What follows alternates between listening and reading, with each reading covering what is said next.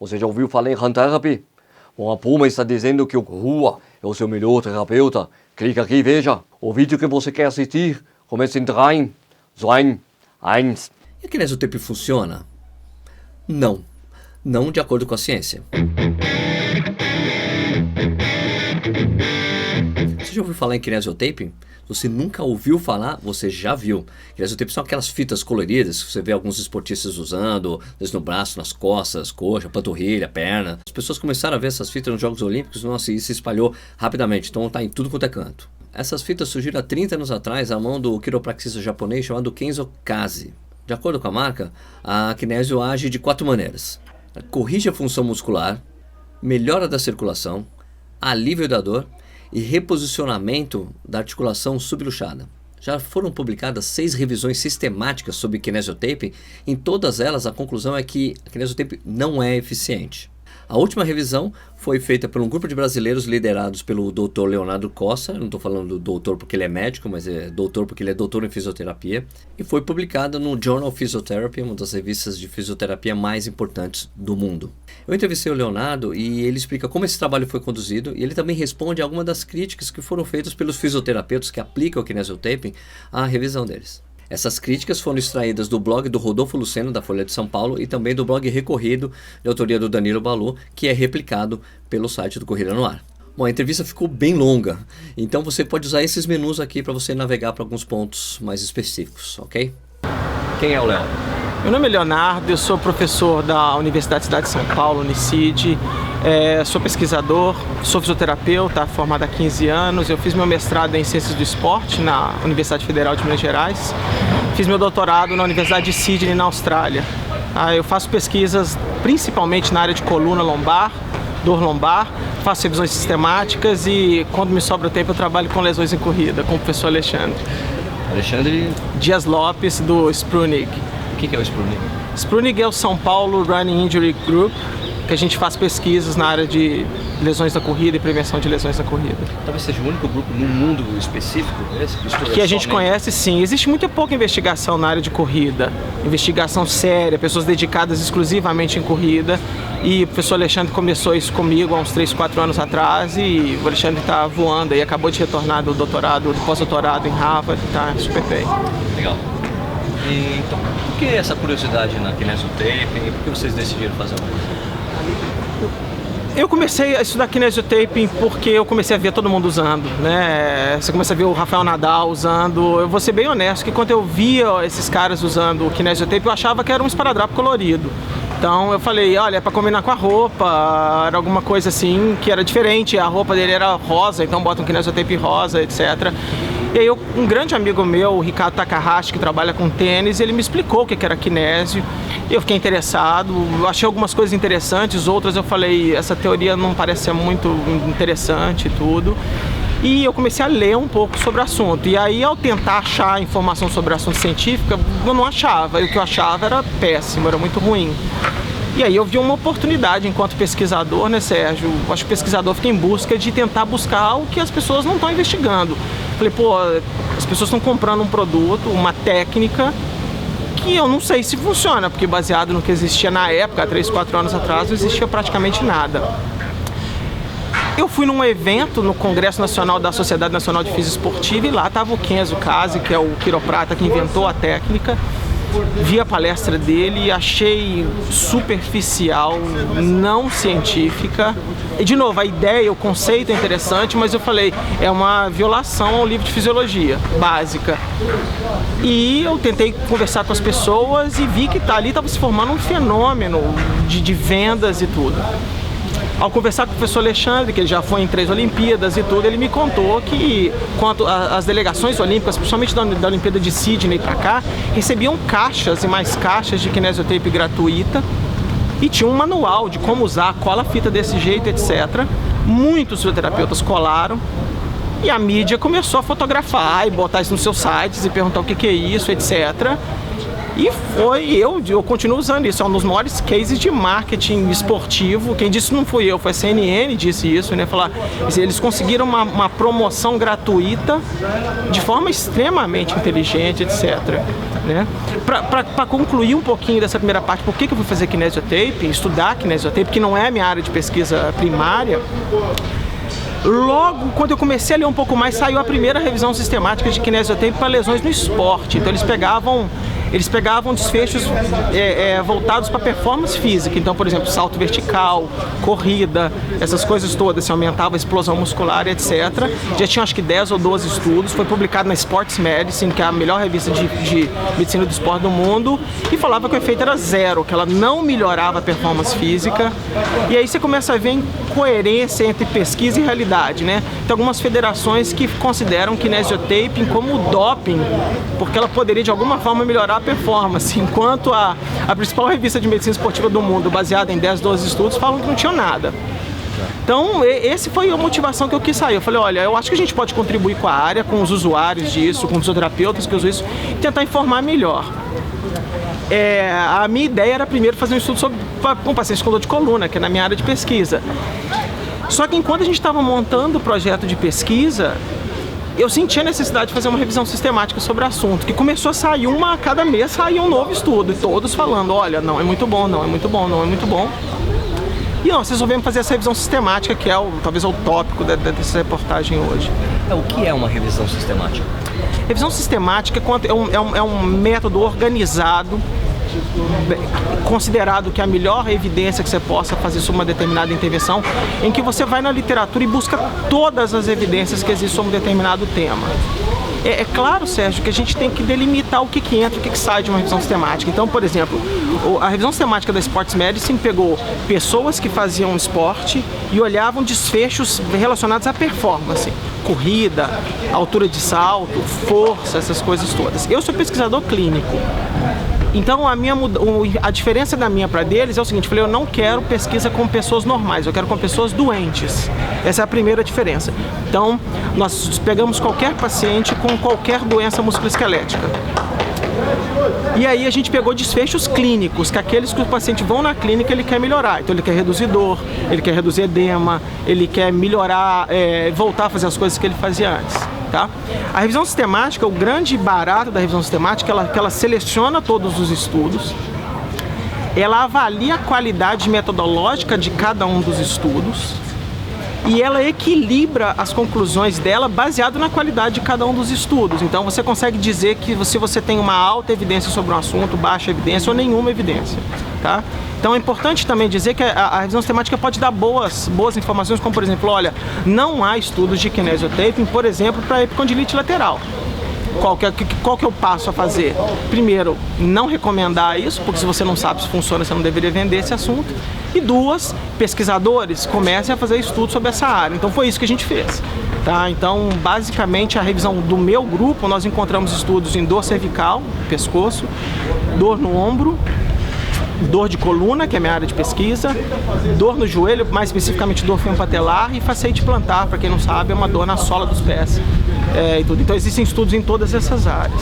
Todas as pessoas do grupo envolvidas nesse estudo fizeram certificação de que eles sabem como aplica, têm conhecimento nesse assunto? Da revisão sistemática especificamente, existe uma pessoa nossa que fez a certificação completa de kinesiotaping pela Associação Internacional de Kinesiotaping. Essa pessoa, por sinal, é minha esposa, a professora Lucila, que é professora do meu grupo de pesquisa em dor de coluna. Então nós tivemos esse cuidado de, antes de fazer a pesquisa, falar, olha, todos nós somos leigos sobre o assunto. Então, metodologicamente, eu sei fazer o estudo, mas será que minhas conclusões vão ser justas? Enquanto a Lucila não foi lá e fez a certificação completa, aqui no Brasil com o professor Thiago Lemos, a gente decidiu não começar o estudo. E foi legal porque depois que a gente fez a certificação, mais um componente do grupo fez, que é o Maurício Luz, e com isso nós já estamos terminando o segundo ensaio clínico do uso de kinesiotaping para pacientes com dor de coluna também. E a revisão foi publicada onde? A revisão foi publicada numa revista que chama Journal of Physiotherapy. Tem pessoas que não conhecem bem essa revista. Essa revista é um antigo Australian Journal of Physiotherapy. O Australian Journal of Physiotherapy, há um ano atrás, ele era a revista número 1 do planeta em fisioterapia. Existe um termo que a gente chama de fator de impacto, que é o que define o ranqueamento dessas revistas, mas essa revista trocou de nome. Então ela passou a chamar Journal of Physiotherapy, e na hora que você troca de nome, o fator de impacto vai a 0, mas em um ano ele já está em 2.4 e a revista líder é 3, tá? Hoje a Journal of Physiotherapy é a terceira melhor revista de fator de impacto do mundo. O que é fator de impacto? Não, fator de impacto, vamos lá, isso é complicado. Fator de impacto olha qual que é a visibilidade científica dessa revista. Então, basicamente, por exemplo, uma revista que tem um fator de impacto 3 significa que cada artigo publicado naquela revista nos últimos 2 anos receberam pelo menos 3 citações, ou seja, alguém leu, estudou e citou o artigo. Tá? Então, por exemplo, uma revista que tem fator de impacto 15, igual a British Medical Journal, por exemplo, quer dizer que cada artigo ali foi citado pelo menos 15 vezes nos últimos 2 anos. Na área de fisioterapia, como a área é menor, os fatores de impacto vão ser no máximo em torno de 3. Então, qual é a conclusão que você chegou da revisão? O que nós observamos é o seguinte, a gente tem várias comparações. Tá? Essa revisão sistemática ela não foi capaz de fazer uma coisa que chama meta-análise, que é uma análise estatística combinada dos dados. O que a gente fez? A gente separou, para ser muito justo, a gente separou por doença, tá? Então a gente falou, dor de coluna, a conclusão é essa, dor cervical, a conclusão é aquela, a conclusão é única, eu vou deixar para o final.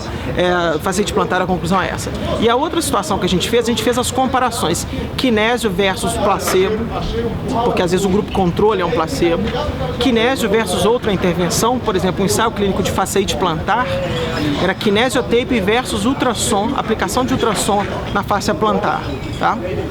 E kinesiotape versus nada, que não existe nenhum estudo que fez kinesiotape versus nada.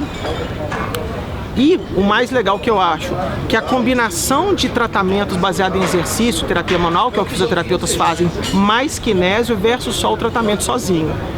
Quer dizer, se o kinésio adiciona valor a um tratamento já existente. Então, e existe tudo. O único grupo controle que nunca foi feito foi nada, na minha revisão. Tá? O que a gente observou foi o seguinte, kinesiotape não ganhou de nenhum grupo controle. Tá? Basicamente nos 12 estudos. Cada estudo, às vezes, ele analisa mais de um desfecho. Tá? Então, o que a gente percebeu que tem lá, deve ter umas 60, 70 simulações estatísticas diferentes, e dentro dessas, menos de 5% o kinesiotape foi eficaz. Foi melhor que o grupo controle. Mas a diferença é mínima, pífia, tá? Então ela é tão mínima que a gente não pode considerar como clinicamente importante. Tem uma última conclusão da nossa revisão que eu gosto de contar sempre que as pessoas não prestam atenção nisso. A maioria dos estudos que compuseram a nossa revisão não são de qualidade ruim. A maioria esmagadora, eles têm boa qualidade metodológica, as pessoas confundem qualidade metodológica ruim com tamanho pequeno de amostra. Os estudos são pequenos, a amostra é em torno de 42, 43 sujeitos por estudo, enquanto você soma tudo dá 459 sujeitos. Mas a qualidade metodológica do estudo é boa. Tá? Então você não pode dizer, os estudos são ruins, por isso não mostra que o kinesiotape não funciona. Aliás, isso metodologicamente é incorreto, porque quanto pior o estudo, maior a chance de você detectar alguma diferença em favor da intervenção. Então, quem diz assim, olha, não funciona porque o estudo é ruim, tá dando um tiro no pé do ponto de vista científico. Tá? Então, na verdade, quanto melhor o estudo, menor a probabilidade de você encontrar algo. Tá? E, finalmente, o grande problema que a gente detectou é que a maioria dos estudos, apesar dos números dizerem que o kinésio não é melhor do que o grupo controle, a conclusão é uma conclusão meio frouxa. Ela chega e fala assim, olha, apesar de não ser bom, você pode usar. E isso é incorreto. Entendeu, Sérgio? Eu acho que isso é incorreto. Talvez os editores das revistas que publicaram esses ensaios clínicos não prestaram muita atenção nisso e deixaram sair essa frase. Tá? Então, técnicos, fisioterapeutas, médicos, pacientes, corredores de rua, eles não têm tempo de ler o artigo todo, eles não têm nem acesso, porque custa dinheiro para comprar esse artigo. Então ele lê o resumo e está escrito assim, você pode usar kinesiotape para sua dor fempatelar. E na hora que você lê o resultado não diz isso. Entendeu? Isso foi uma loucura. A gente fez questão de listar isso como um problema da literatura atual, de não ser muito, como a gente diz no meio leigo, não ser muito vaselina, né? É ser direto ao ponto e ser um pouco mais contundente. Nesse tempo serve para alguma coisa? Serve? Olha, funciona? Sérgio, daquilo que a gente investigou não funciona, tá? Eu sou pesquisador, eu tenho cabeça aberta, eu não vou ser leviano de falar que ele não serve para nada. Eu diria que os 12 artigos que a gente investigou na nossa revisão sistemática, que não são poucos, não servem. E vou dizer mais, a minha revisão sistemática é a 6ª revisão sistemática sobre esse tópico. e as 6 concluem que kinesiotape não é eficaz.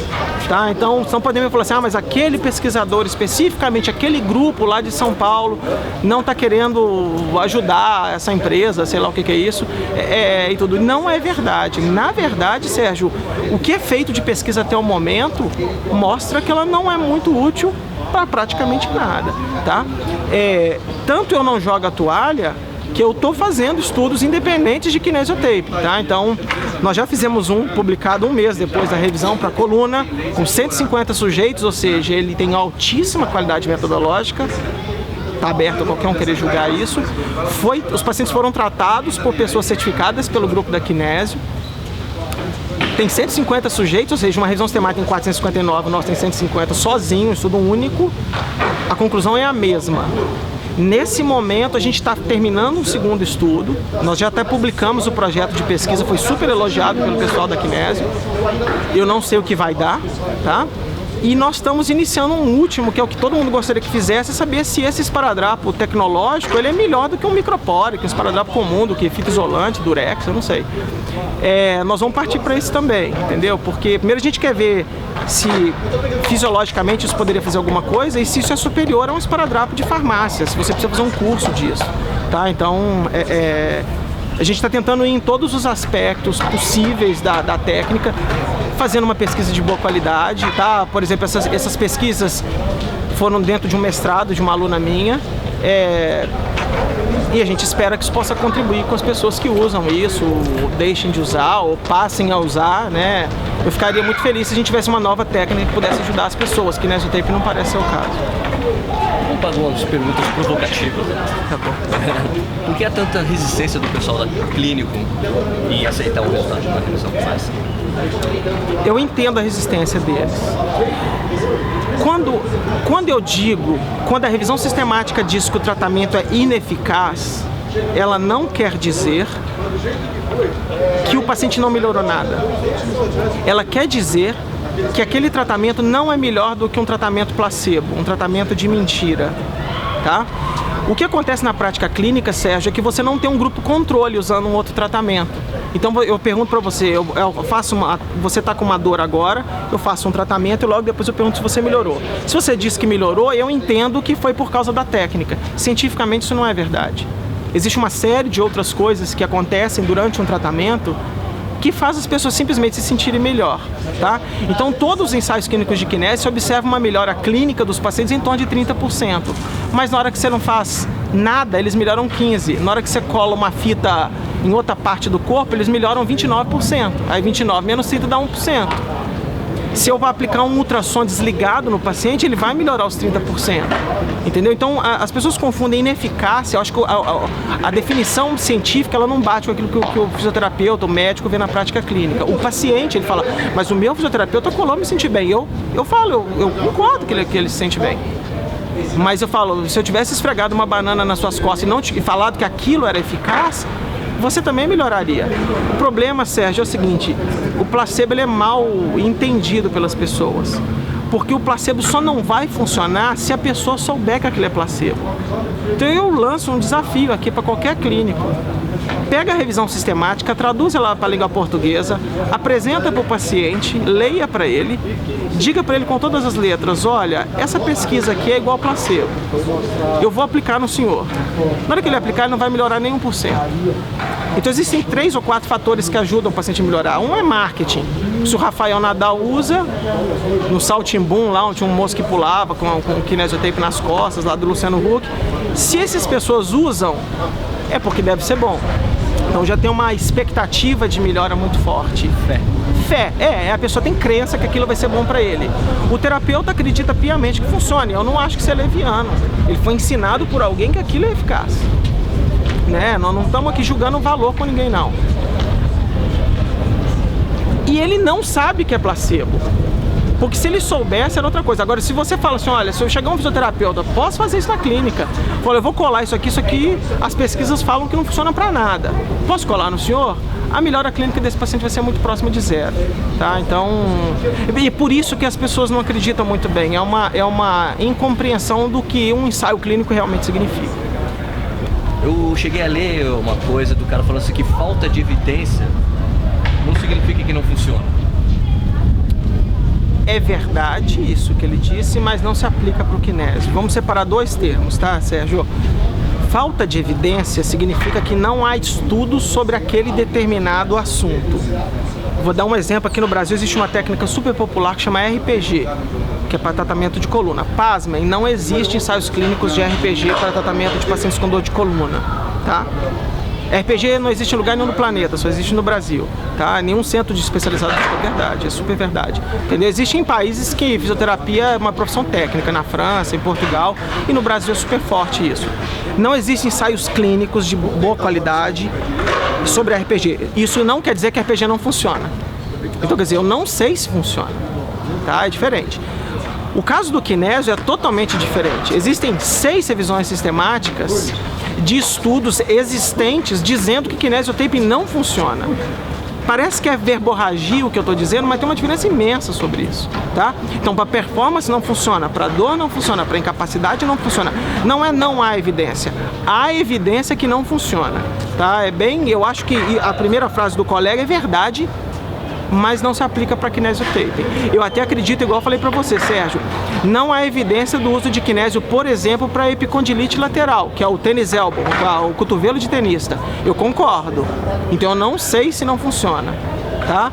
Agora, por exemplo, kinesiotaping fala que é muito bom para edema. Não existem ensaios clínicos de kinesiotaping para edema, para hematoma, para gagueira, para tudo, para pássaro, para cavalo. Agora eles falam que serve para, inclusive, para animais, essas coisas. Aí eu concordo, não há evidência sobre isso. Então você, em teoria, se você quiser usar, você usa e...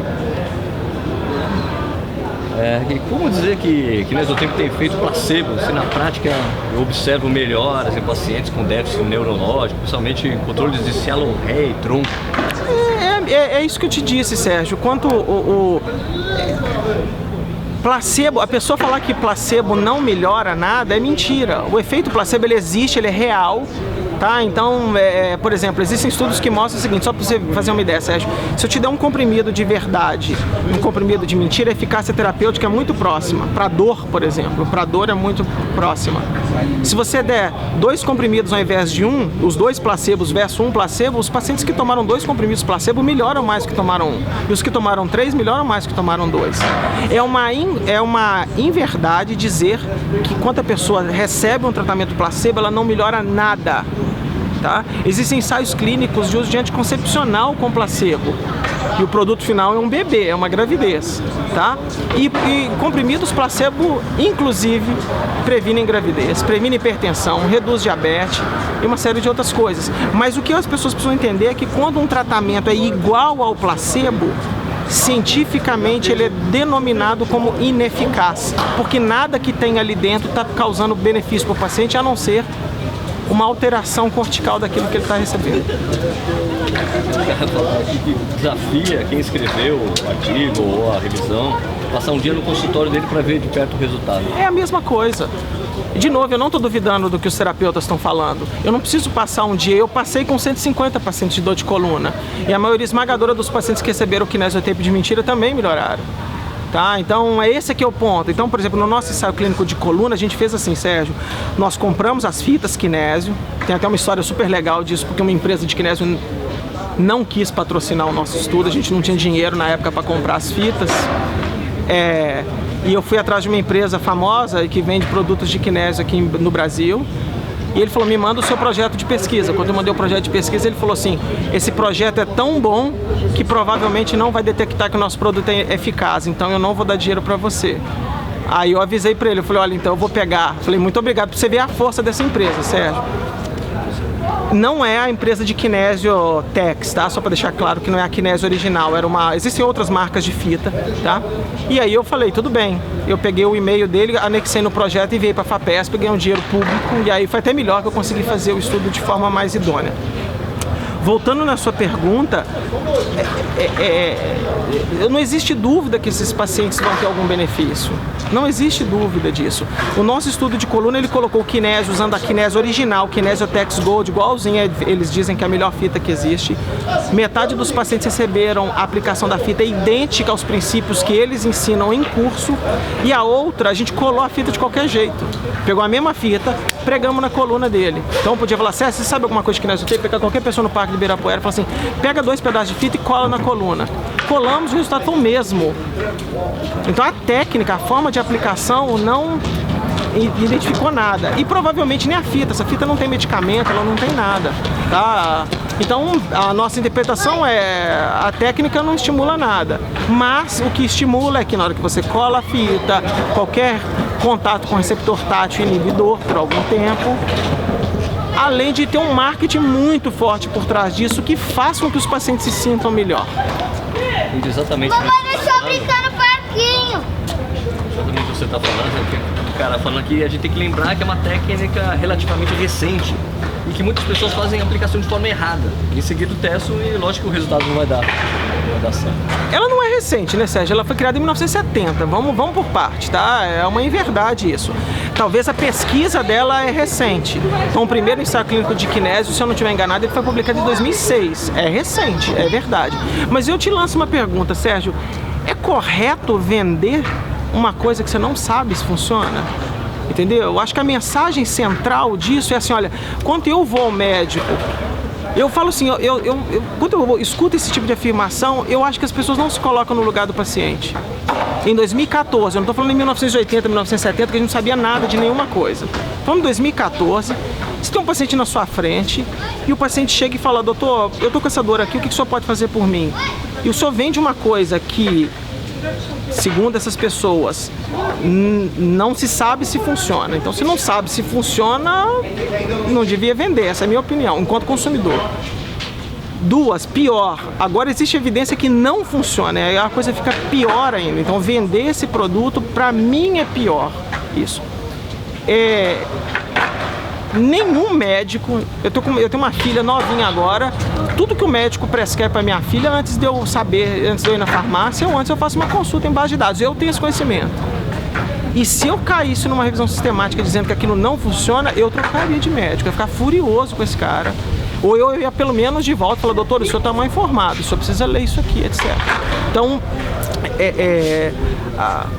o que me assusta muito é assim, olha, como fisioterapia não mata, Kinésio não mata, então eu posso vender, apesar de eu não saber se aquilo é bom. Mas eu digo pro paciente que é bom. Entendeu, Sérgio? Isso é um problema, isso é filosófico, talvez é loucura minha, porque uma psicopatia a favor do consumidor, mas eu acho incorreto. Eu não gostaria que as pessoas me vendessem uma coisa que eu não sei se funciona. Há algum tempo atrás alguém me fez uma pergunta assim, mas então vai acabar a criatividade dos tratamentos, etc. Pior também, né, Sérgio? Eu fico pensando assim, quando você vai comprar um carro, você deveria ler, se você tem 50 mil reais para comprar um carro, leia os prós e os contras de cada carro e compre. Qualquer fisioterapeuta que digitar a palavra Kinésio Tape no Medline, no PubMed, não tem um artigo lá convincente, dizendo que isso é uma terapia eficaz. E as pessoas vão, apesar disso, eu acho que as pessoas não vão. Apesar disso, as pessoas se negam a acreditar naquilo que está escrito, pagam por cursos, compram fitas e vendem isso para os pacientes. Na minha visão de consumidor, isso está incorreto. Entendeu, Sérgio? Por muito menos a Power Balance foi processada, por muito menos a Vibram Five Fingers foi processada, falando de um site de corrida. E a Kinésio, em 2012, eu posso te mandar o link, o site da Kinésio da Inglaterra foi fechado e depois ele foi reaberto porque eles foram processados, porque eles prometiam coisas que nunca tinham sido testadas. E pior, eles prometiam coisas que tinham sido testadas e não funcionam. Então, eu acho que esses argumentos, você corre um seríssimo risco de um dia um consumidor processar um físio, um consumidor processar essa empresa e tudo. Aí eu fico assim pensando, será que não é a hora de parar um pouco, estudar um pouco mais, testar isso melhor e falar, olha, não é possível que essa fita é boa para tudo. Entendeu, Sérgio? Talvez ela seja boa para algumas coisas. Eu não quero me alongar muito, mas vou dar um exemplo clássico. Por exemplo, o ultrassom, que é utilizado por fisioterapeutas no mundo inteiro. O ultrassom é altamente eficaz, uma dose alta para síndrome do impacto, para dor no ombro. Mas ele é completamente igual a placebo para dor de coluna. Então nós não podemos dizer que o ultrassom é bom para tudo. Os médicos não dizem que remédio é bom para tudo. Os médicos bons. Então, quando eu vejo que alguém lança um produto e fala essa fita melhora gagueira, ela melhora a fenda palatina, ela melhora controle motor em paciente neurológico, ela diminui hemorragia, hematoma, ela reduz edema, ela melhora a dor. Corrige biomecânica. Eu mandei para você há 2 dias atrás um ensaio clínico para correção biomecânica em corredores. Kinesiotape não mudou nada. O grupo controle era nada. Entendeu? E fizeram um taping rígido, mexendo na articulação da pessoa, eles detectaram diferença. Um outro tipo de tape, tá? Então, assim, a maioria das coisas que estão sendo prometidas ou nunca foram investigadas, mas a maioria, um monte de coisa já foi investigada e não foi detectado efeito. Então, acho que nós estamos caindo num problema comercial.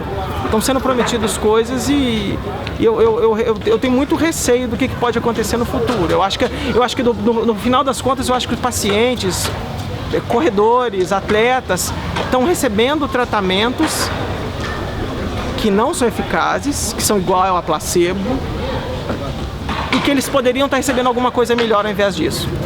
Eu acho que essa é a mensagem que eu tento passar e que as pessoas às vezes ficam com raiva e tudo, entendeu? Mas não dá para agradar todo mundo, né? Eu acho que se esse estudo estivesse falando que kinesiotape é maravilhoso, você seria uma pessoa mais querida no meio, mas eu fui escolhido para isso. Só para fechar, tem alguns fisioterapeutas que falam assim, olha, mas a fita por si só não causa essa melhora. Ela é colocada em um tratamento mais global, um tratamento ali. De novo, faz sentido, eu também concordo. Por exemplo, o meu ensaio clínico primeiro que eu fiz foi só fita versus nada. Fita versus placebo. E eu sou fisioterapeuta, eu não só colaria fita. Apesar de que, se você for no site da Kinésio, pode entrar no site da Kinésio Internacional, o Central, eles falam que é só a fita, tá?